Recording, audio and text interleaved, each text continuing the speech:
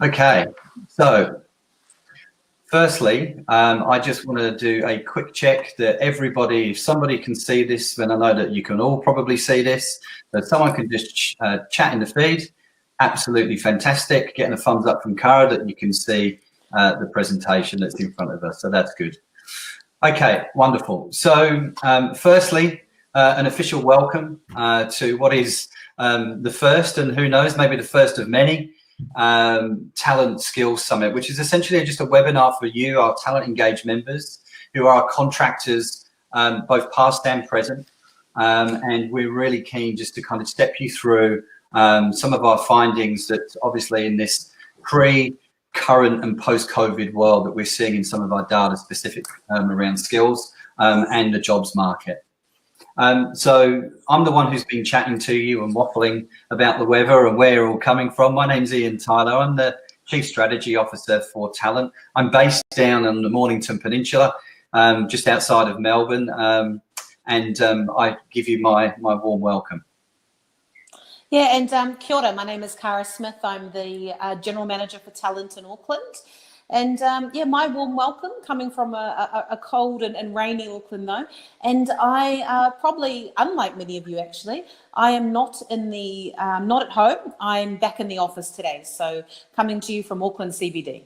Excellent. And I think that's a pretty good overview just as exactly where things are at the moment. Some are at home, some are in the office, some are somewhere in between, and who knows what the next step is. So yeah, it's a pretty interesting time that we find ourselves in, but hopefully there's some light at the end of the tunnel for us.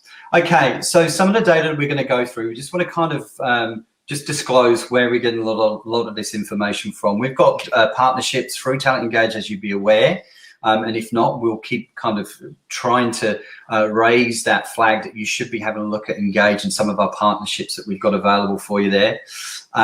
So Percipio, which is our learning partner, coupled with LinkedIn Learning, Seek, and LinkedIn Talent Insights data. And that's actually overlaid and complemented with not just what people are seeing at a more broader level, but aggregating that down into what we're seeing at a talent level in terms of jobs still in demand, skills that are in demand, and things that have actually kind of gone back and some that have actually come to the forefront.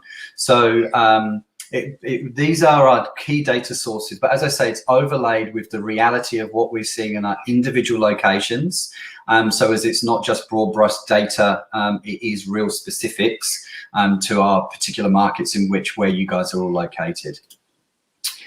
So those of you that joined and signed up for the webinar series, some of you took the opportunity to ask a few questions. Now, the idea of the presentation is that as we go through this, some of these will actually be ticked off, but there'll be a few others that are a little bit more specific to your individual and unique need or circumstance. So, you know, I can't tell you what you're going to have for dinner tonight or any of those types of things. But what we have tried to do is create a situation where as we go through the presentation, the vast majority of these questions themselves will actually be ticked off. But as I said before, use the chat feed. If there isn't anything that isn't covered, we will pick that up and happy to address that on a more individualistic basis. So let's chat. Yeah, and look, this is what we're looking at covering off today. And I just want to draw your attention to the fact that we will have data points from our partners and to look at what has been happening. But we're also really aware that people want to know what's next. And so we've overlaid everything from literally feedback and data and insights from our recruitment experts across Australia and New Zealand in terms of what's happening as recently as of this week. There's a bit of homework in the end that we're going to send you away with to help you also prepare for whatever's next and what that looks like for you.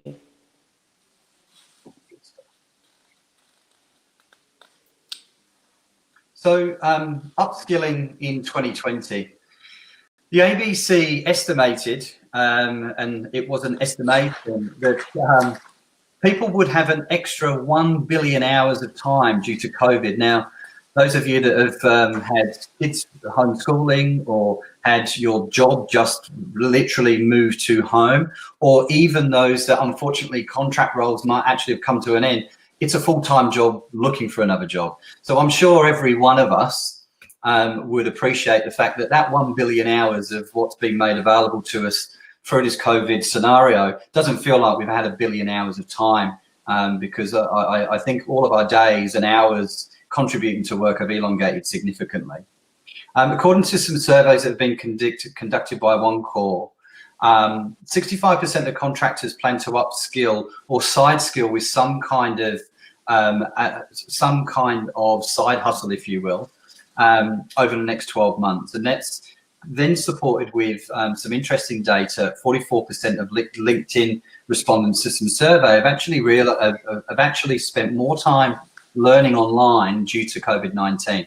We've seen that in our own internal staff as well. So we're taking the opportunity to upskill people internally through a lot of the tools and resources we've got available.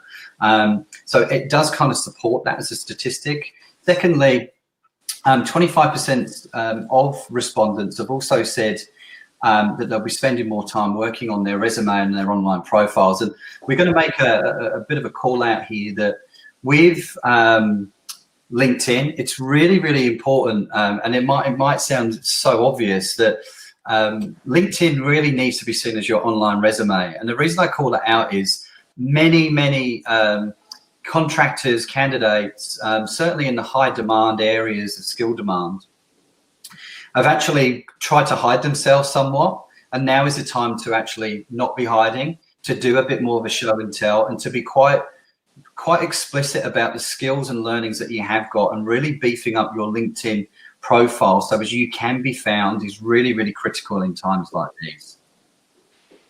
So what's actually changed since March? So the reality is it's still a very, very competitive field. So as we know, there was high demand going in pre-COVID and low supply across the whole myriad of different skill sets. It was a very, very competitive market, and one might say it was more of a candidate-driven market. Interestingly, what we've seen, if we take an introspective of talent, we've seen 78% increase in the average views per job that we post on our website, which is a significant jump. But also 235% increase in job applications. So not only are there more people looking, the actual cut through and click through into the application process has gone up significantly, which is consistent then with a decrease in 30% of actual jobs listed. So when we talk about that high demand, low supply, we've actually gone into a lower demand and a higher supply. So it creates that real inflection point. So again, being seen, being heard, and being very articulate about the experiences and the skills that you've got, both online and in your resume and through conversations with businesses like us, is imperative. When we look over the Tasman and New Zealand as well, we can see that our job views have increased by 12% and average applications have increased by 50%. And also very similarly in terms of the market in Australia, New Zealand have also seen a decline in job ads by 31%. So what does it all mean? It's become more competitive than it ever was before, which I'm not telling you anything you don't already know, but now is your opportunity to take the opportunities that are in front of you around skilling, around retooling and education, specifically around how you articulate your skill base in market as well.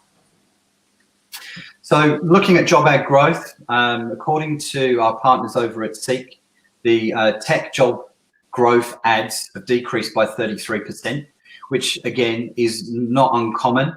And it's just an important thing to call out here that whilst there might not be Seek enjoying the benefits of lots and lots of job ads, that doesn't necessarily mean that there isn't a demand for these skills, because there is, and our data will actually support that. But interestingly, when you look at all of the Seek data and everything that's moved back across those higher roles that were in demand, we're still seeing a growth in the IT and support. So the first, second, third line support and that kind of customer engagement, business unit engagement type skill is still there in demand. It's actually had a growth of 2%. And when we look over to New Zealand, overall we've had job ad growth decreased by 7% in New Zealand, but it's very much a tale of two cities. In Auckland, where I said I'm based, there has been a decrease. But in Wellington, completely bucking the trend, there has been an increase.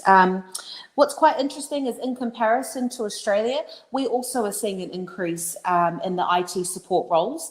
And I think everyone will know why. We'll work from home. We've got a more dispersed workforce, etc. But we're also seeing an increase in software engineering roles across New Zealand being advertised, which I think is also interesting. When we look at that tale of two cities and we go, do we think this will continue? Well, I would say probably for a little bit longer. As we know, in Wellington, they've got the government encouraging spend, infrastructure investment projects as well to really stimulate our economy. We had a budget just announced this week, and if you're a Kiwi, you'll know the theme of that budget is very much jobs, jobs, jobs, and keep people employed. Another thing that happened just this week was we had an earthquake in Wellington. So that makes me start to consider that will Wellington organisations again start to consider BCP plans and maybe starting to grow a little bit more of that workforce in Auckland as a protection mechanism. And another thing that's happening within the New Zealand market, it's been touted that as many as 40,000 Kiwis have come home. And just literally just before this webinar, I went and checked and saw what our COVID results were today, and we've got another zero result day back to back. And I would think that more Kiwis will probably continue to come home, which will add more talent into the market, which is something to be thinking of as well from our point of view. Absolutely. So when we've looked at that kind of macro data, we wanted to kind of then say, well, what are we actually seeing in terms of our demand with our customers that therefore has a direct implication on you guys, specifically contractors either in contract coming off or contractors who are now off contract and looking for the next opportunity. This is quite a busy slide, but I guess the most salient point is to look over at the right-hand side. So what we're seeing here is this is from an Australian perspective in March. This is what we were seeing in terms of that demand, and that's continued through this process. So IT support, software development, IT executive and management, and I'll come back to that in a second, engineers and architects. So that's quite broad, of course. And the interesting thing, typically in any form of downturn, that kind of IT executive and management role or job family usually takes a dip. The interesting thing that we've seen is that when you focus the attention of that IT executive and management and these niche roles or senior tech leaders that might already have been in process, businesses have still maintained the opportunity to hire those talent, because what they've realized is that now is a great opportunity to get really, really good talent on the market where they've got a better opportunity to secure people that they might not have had before. So that's why we've seen that sustained demand in the IT executive and management area. That software development space has never, ever gone away. IT support that we've seen as the highest demand would never have been at the highest demand leading into this.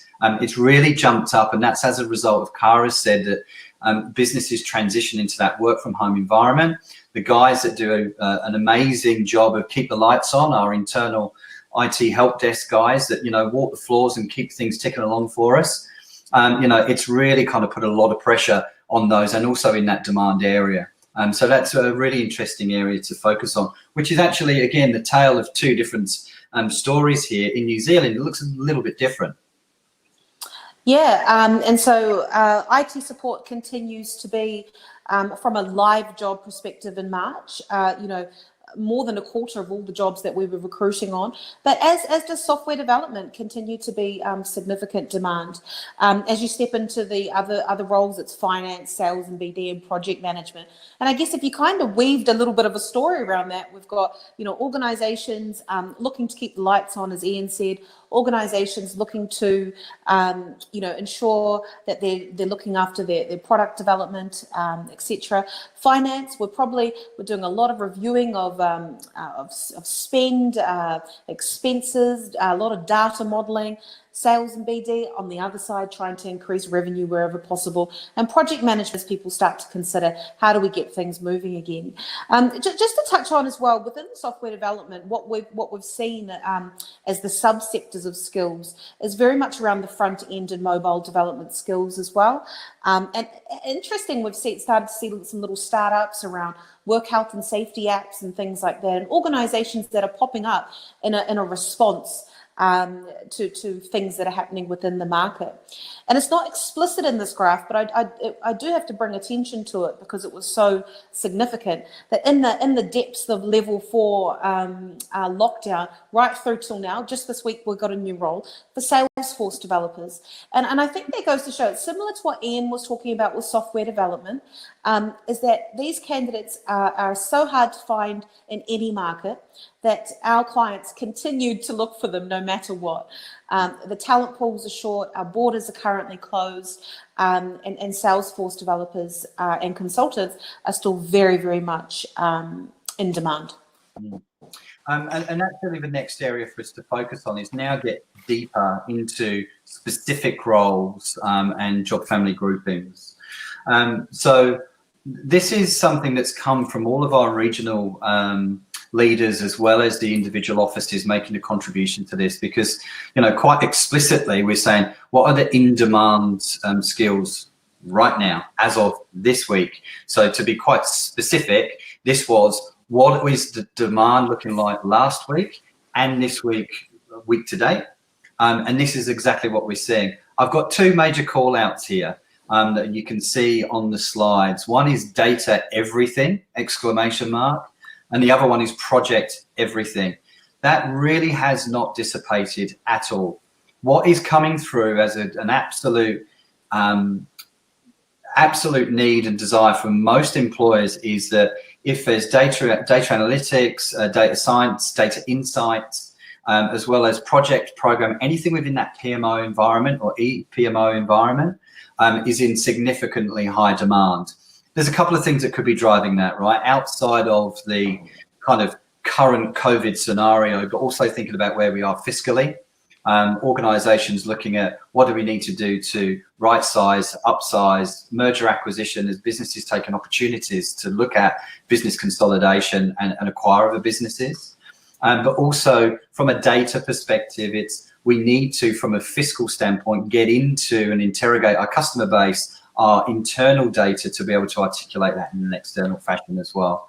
So we're seeing that. And again, we've called it out already, but you can see, I just want this to kind of sit on the slide for you all just now. It's very consistent with what we've seen leading in to what we see right now. Anything that application development space, project PMO space, data and security is not going away. It's because it was high demand going into COVID and low supply, and it's going to be exactly the same thing moving forward. So that is really quite important when we get into a different section of the presentation, which when we talk about how you're able to articulate what it is that you do and the experience that you've been able to gain across different industries, because that's going to become quite critical. So let's have a look at a deeper dive across the region specifically. So building on that last slide, this is what we're seeing according to LinkedIn, the fastest growing skills in the IT area in the Australian market. Amazon Web Services at a 38% fastest growing skill basis. Python, analytics, data entry and data analysis type skills have been the fastest growing skills according to LinkedIn, which was growth since March to where we are today as of the end of last week, to really kind of support that data. So that's really what we're seeing. This Amazon Web Services and Python is no different to how it was leading into COVID, and it's going to be exactly the same moving forward. And when we consider what's happening in New Zealand, interesting that number 2 and number 3 are the exact same thing as in Australia, being Python and analytics, but in number 1 we have Microsoft Azure. So that's just a bit of an interesting difference. And again, just want to point out that this data is how tech professionals are marketing their skills on LinkedIn.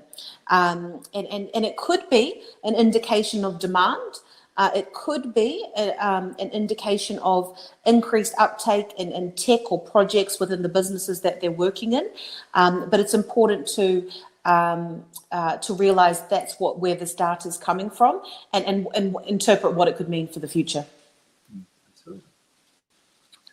Okay, so just to build on the point that Cara was just making, so this is to get into a little bit more granular area. So if we've got full stack devs on the call right now, this is what LinkedIn profiles are being updated with today. So full stack developers are actually now taking the time within the development job family more broadly to actually update their LinkedIn profiles to say, you know, a 250% growth, rather than just being a developer. I'm a full stack dev, I'm a back end development, I've got REST API experience, versus over on the front end development, updating the fact that they've got a computer science degree or whatever it might be, and Jest experience, which we've seen an increase of 87.8%, which is huge when you compare that, you know, to other areas such as Microsoft Azure down on the Java developer side. There's a few things that I'm going to call out in the next slide, which we find quite interesting. And this is on the security space. Cara, I think you're going to talk to this one, aren't you? Yeah, I certainly am. And I saw someone ask in the questions if we're going to be sharing these slides. Yes, we'll be sharing this pack with you, so you'll have this data to take away. But obviously, we've still got all of our interesting oversights to add to it. So when we look at cybersecurity, you know, arguably this has been an increasing trend for some time. We just happen to be put into an environment where all of us, all of our teams and all of our customers, we were engaging with them online. So what we think we're seeing here is quite simply, you know, cybersecurity projects being prioritized and being accelerated as well. And we're starting to feed that into how individuals are marketing themselves in terms of the skills that they're saying that they're growing and developing. Absolutely. I've just addressed something in the feed. There's a question that came up, which is important just to kind of pause on right now. When we talk about project everything, absolutely, it does include project management. It talks to anything within that PMO environment. So program manager, project director, project manager, project coordinator, project analyst. We're really seeing that demand. And you know, it's important to understand that where is that then coming from? And we talk a little bit later on around some of the growing sectors. So we overlay that with the domain expertise of where the demand sits for that skill set, which is actually really important. And we'll touch on that a little bit later on, but just to kind of clear that up, that's exactly what we're talking about. Yes. So just thought that was important just to call that out. When we get into architecture, and this is for me really quite interesting, and it talks to that sector and domain expertise. When we look at architecture, solution architects are actually taking the time to obviously update that they've got some form of Dynamics and or ERP related experience across Microsoft Azure. Obviously AWS, as we've seen, is a consistent trend, but solution architects in their LinkedIn profiles are now updating their domain expertise. A 33% increment of solution architects that work in the insurance sector now explicitly updating their profile to say, I work in insurance. That's not something to be glossed over, because if you've got domain industry expertise and a particular job family skill set that's in demand, your attractiveness is going to go up. For obvious reasons, you're not having to learn terminology. There could be certain things specific within the banking and financial services industry that could be regulatory understanding, etc. So it's a really, really important thing that is a really important call out, that industry domain expertise coupled with your absolute skill specialization and the additional skills that you've got within those technological environments is critical, that they are literally front and center on your LinkedIn profile for that kind of look-see opportunity for recruiters and also employers looking to hire these skills in the future. When we look at information architecture, Tableau, data models, and again, insurance being pulled out, Likewise, Salesforce architects, insurance and financial services. It's a trend that is gaining momentum, and it's something that I'd strongly urge you to consider. Yeah, and when we consider those same thoughts across the engineering, testing, and support areas, you can see the following skills increase in terms of what people are putting on their LinkedIn profiles. Really interesting. I have to call out application support plus 200%, Terraform plus 223% in comparison to the time period before. So those are there's some significant growth there, and again we need to think about what that might be meaning for demand, and if you have those skills as well, ensuring that you're also making that very, very clear on your LinkedIn profile. Absolutely. Okay. So the most popular courses. So you as engaged members, either on or off contract. Sorry, I've just seen another question come up, which again is worth talking about before we go on to this, which is in terms of permanent jobs in the IT space. So there are not many permanent jobs in the IT sector. There just aren't at this moment in time, as businesses go through what is essentially, by and large, dip in revenues. As we know, they're right-sizing businesses. Permanent hiring typically is the first thing to go on hold. Off the back of permanent hiring going on hold, most employers will look for some form of flexibility in the workforce, which is why the pivot is predominantly toward contractors, which then answers another question that came up in the feed around, is it short-term or longer-term contract roles? Typically, in a pre-COVID environment, 3-month contract roles for developers, data architects, project managers. You guys would have had the pick of the bunch. It would have been 6 to 12 months or thanks but no thanks. But 3 to 6 month contracts are now becoming quite normal. And this is just as we're starting to go through this process of back to work and the adjustment of what is it all going to look like. And as businesses start to fundamentally plan what their financial future is going to look like, what projects are moving forward, what projects are going to be shelved, what new technology is going to be implemented, et cetera, et cetera. So it's just important to pull that out. Which then does neatly lead into what is it that you guys as engaged members are actually taking the time to learn. As you know, we provide within Talent Engage, we provide free training. We pay for that. It's a cost to Talent, but we give that to our engaged members specifically for you to upskill. We know what it's like. You get hired into an organization, you're deployed into a customer, and the expectation is that you're there, you're a 10 out of 10, and your ramp up time is more minimized than what it would be if you're a permanent hire. You'd have that longer time to ramp up. Contractors don't necessarily have that benefit. So the upskilling requirement for you guys to keep your skills more up to date and more at the point at the end of new developments and trends is imperative, which is why we provide this service for you. So when we look at what it is that our members, of which, we've got 10,000 members on Talent Engage, and those of you here today is just a very small sample of that. But when we look at the courses that are actually being enjoyed and taken up, Microsoft Fundamentals, ITIL Service Management, project skills, infrastructure, Azure, ethical hacking, for those of you out there that have got that particular interest. But the interesting thing, probably the more important thing for us that we see is there's just been a significant embracing of this, a 425% increase in the amount of time that engaged members are taking to actually investigate and upskill with our partner Percipio over the last 2 months, which is really encouraging, and I urge you all to continue to do more of it.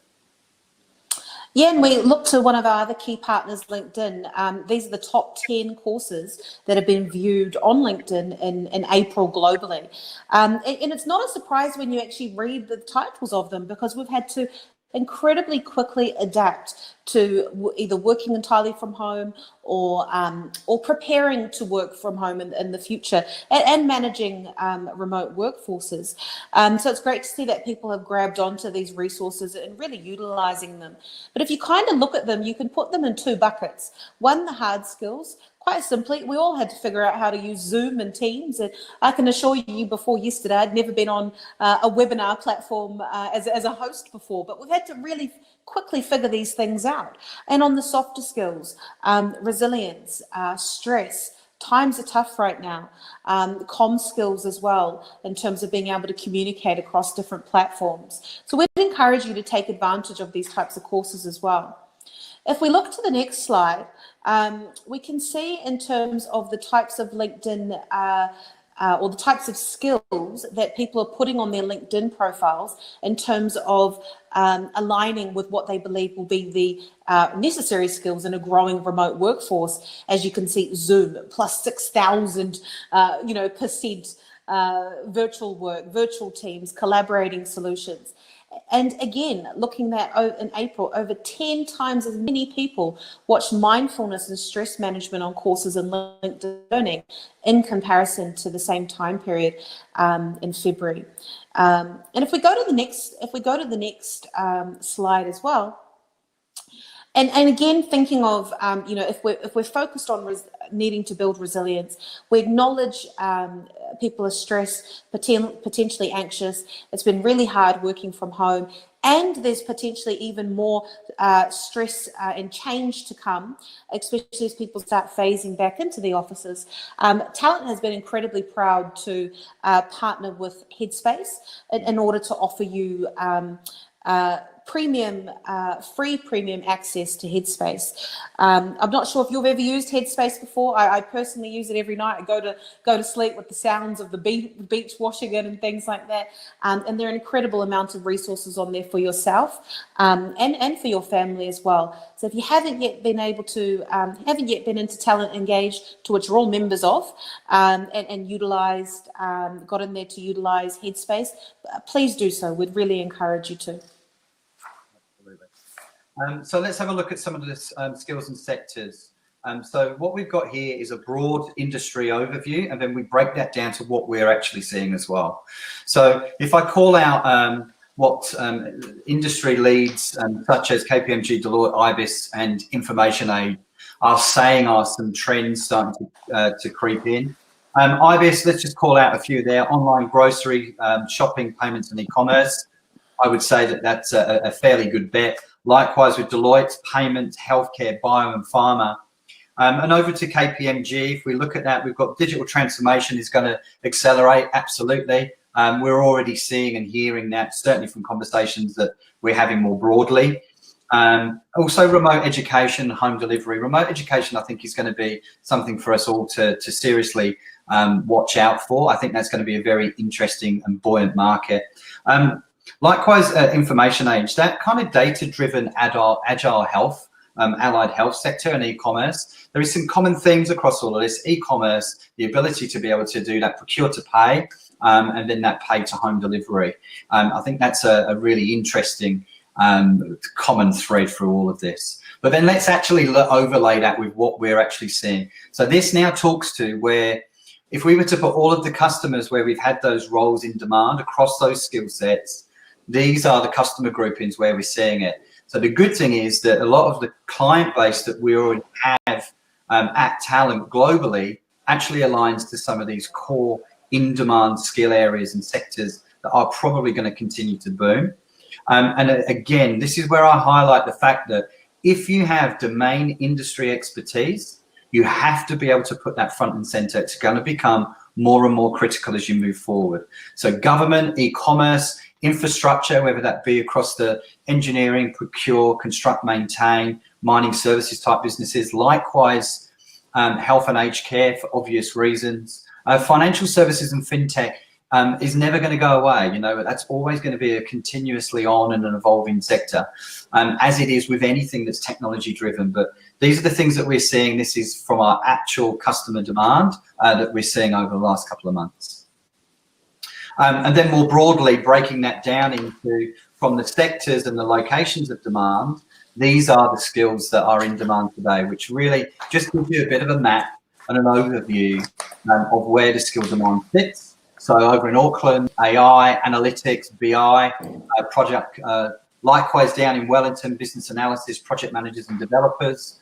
We get over to WA, we've got infrastructure, project services. So the trend that we're seeing, as we've said before, is data, it's project, PMO, business analysis skills, and software development broadly. We overlay that with an always on demand for security cleared professionals. Security cleared professionals predominantly in 3 of our core states across the ACT, South Australia, and New South Wales are always in demand. So I just wanted to have that as a bit of a call out. Yeah, and another prediction we're making is that soft skills will become increasingly critical.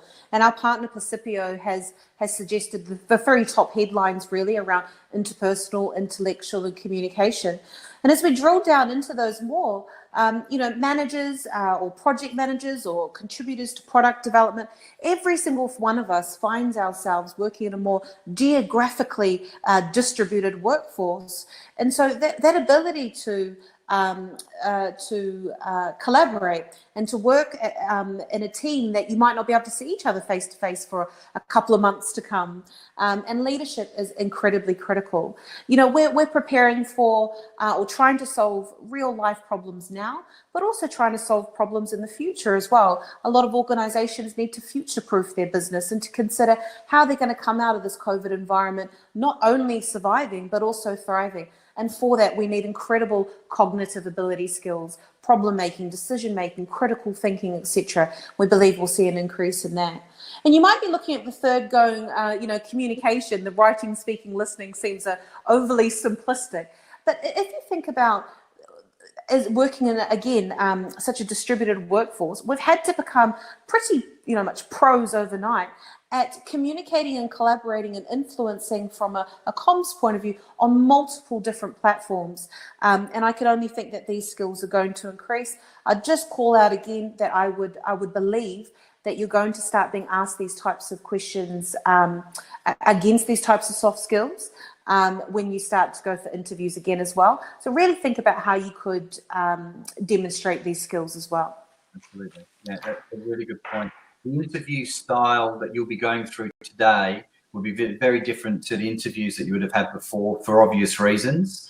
But actually, we think that we'll start to pivot to be back into same level of competency style interviewing, but also a lot more around that behavioural type of interviewing, and really looking into some of these key areas in a lot more, in a lot deeper way across both contract and permanent hiring, not just for permanent hires. So it is a very key point that Cara calls out there. So then the prediction on soft skills, Cara. Yeah, and like we said, we want to overlay real life current data and feedback that we're getting from our hiring managers and recruitment experts on top of any predictions that organizations are making. And these are literally the things we're being asked for from hiring managers, literally as of this week. Resilience, decision-making, self-motivation whilst working remotely. That's something I've heard quite a bit, actually. High levels of EQ, the ability to help and manage change. And again, I would really encourage you to prepare for your interviews to be asked a lot more about these types of areas as hiring managers, prepare for a future different type of workforce, potentially different. Indeed. So how to upskill? So as we said before, this isn't a plug about Engage, but you are all Engage members. So it would be remiss of us not to kind of bring this page front and center for you. We provide this for you all specifically for this training need. So we do encourage you to get on there. It's free, and have a good look around. There's 25,000 courses and over 500 curated learning pathways. So it's actually quite an important thing for you guys to get across. So let's have a look at that in a little bit more detail. Those learning pathways are linked to things such as you're currently performing one role. How do you actually get yourself from being a programmer to secure agile programmer? How do you go from an enterprise dev to a full stack developer or multilingual developer? There are learning pathways that are already mapped out that says, hey, if you're one of these and you want to be one of those or increase your skill base, these are the things that we recommend and suggest that you do. Have a look. It's a resource that's there for you. Please, please, please use it. Like I say, it's paid for by Talent, provided to you for free. Please have a look at that. Yeah, as we mentioned in the very beginning, we're going to send you in with a bit of a homework today. Percipio, one of our partners, is also responding to the changing landscape and has created a new course called Navigating the Post-Pandemic Workplace, and would really encourage you to take advantage of it to help either yourself or your business as you start to transition back into the offices, and as you start to consider how can we not only survive but thrive as businesses as well. And if we click to the next slide, LinkedIn Learning has made available over 275 courses, which is for free, I should add, and it's not normally free, which is why we're mentioning it, so that you can take advantage of those. And just a bit of a personal comment, because I know a lot of you are in Australia. You know, in New Zealand we have started phasing back in, so this is actually our second week in the office as well. And what I've personally learned is we need to be very comfortable building the plane as we fly it. We need to be comfortable making some mistakes along the way, asking for lots of feedback, asking for lots of ideas, and also just regularly sense checking in terms of is what we're doing on the right track. And I would just encourage you to consider that as well, as you plan for the next phase and whatever that looks like for you. Absolutely. So then once you've gone through training and you've been being able to kind of potentially scrub up some of those online profiles and the resume, how do you actually then promote it? Certainly, I mean, this addresses one of the questions early on. How do you actually promote the fact that maybe it isn't a certification-based skill that you've just amassed, but if you're doing it through LinkedIn Learning, for example, there is a really great way that on your profile, you can actually list all of those certifications that you've got. So for example, this is a real sample of somebody over the course of lockdown has taken it upon themselves to do some additional LinkedIn Learning courses. You get that badge of honor, that certificate, if you will. Whilst it's not an academically approved certification, at least what that shows is to any potential employer during a time of downturn, whilst you may have been engaged in a contract role or actively looking for your next opportunity, you're still demonstrating a trend of growth and also focusing on your ability to continually learn and grow your skill base, which is really, really important way of articulating that in interview processes as well. Likewise, speaking your language, Cara. Yeah, and essentially what we're calling out to here is, if you haven't picked it up, we're wanting you to think a bit like a marketer, really, in terms of making sure it's very clear what skills and qualifications you have and putting that out to the market so that you can be easily found and identified for new opportunities. Because as we acknowledge it, and will probably be the case for some time to come, is our supply and demand of talent and jobs is a little bit more topsy-turvy than we've become accustomed to over the last couple of years. So these practical tips around, getting recommendations on LinkedIn and showcasing the online courses and webinars you've participated in are really important. But what it doesn't say on the slide is to engage with us. At the end of this pack will be all of our contact details. Hopefully you know them, we're in touch with you, but if not, please engage with us. Things change really fast. Every week right now, it's kind of changing really quickly. So let's ensure that we've got connections at that state and territory level, but also engage with your community. If you're a developer, for example, we know that you like to actively contribute with, Stack Overflow or GitHub. Make sure that you're doing that. Another idea, check in with past mentors or past managers. What are they up to now? What are they working on? Do they need any help? Offer your help. One thing I've been really interested to see is the amount of volunteering platforms that have come up.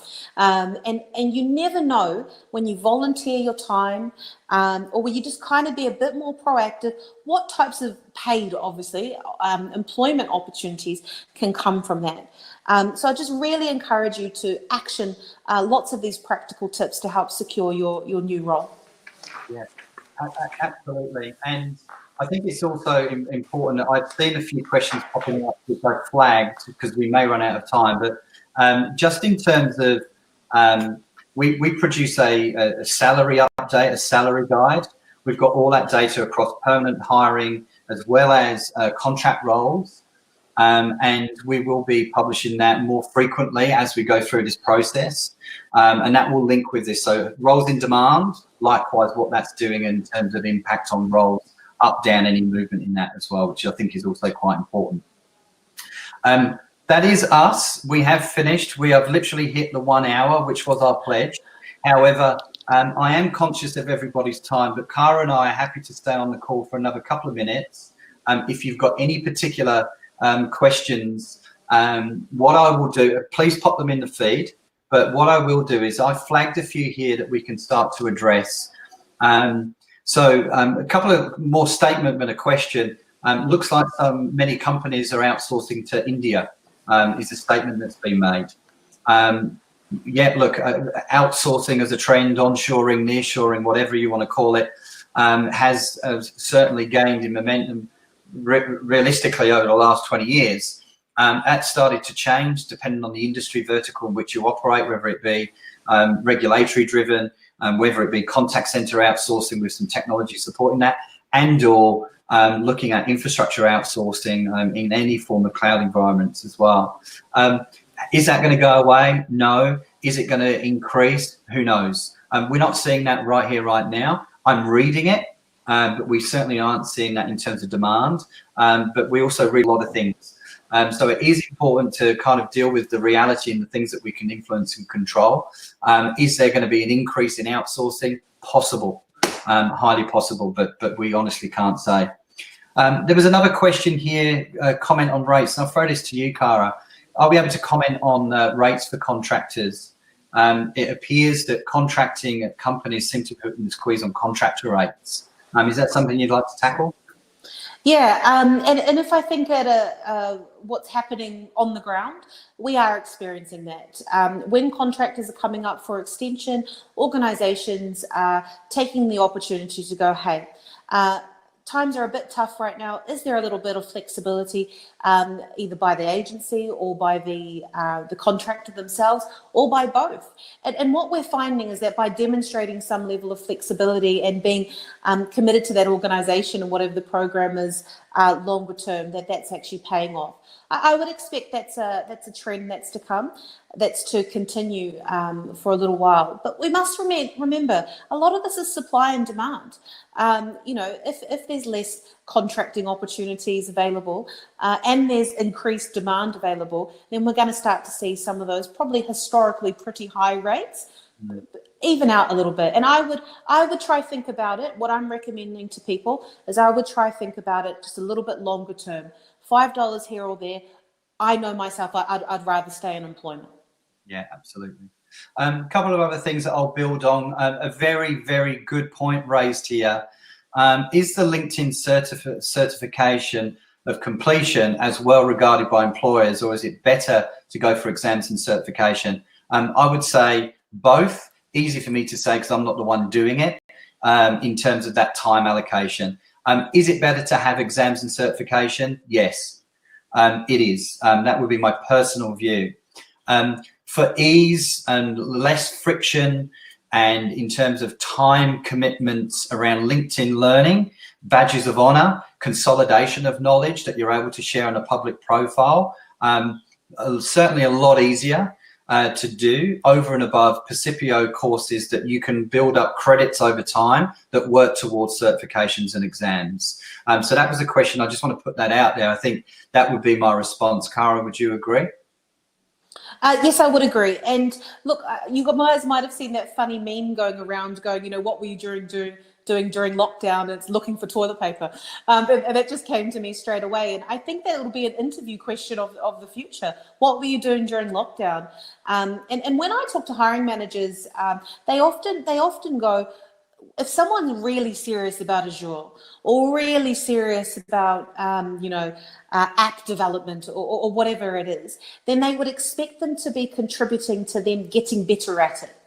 So whatever that looks like, whether that's participating in forums or certifications or exams, it just helps to demonstrate, hey, I'm really, really passionate about upskilling myself and helping to prepare for the future. And that's probably the key thing I would think about there.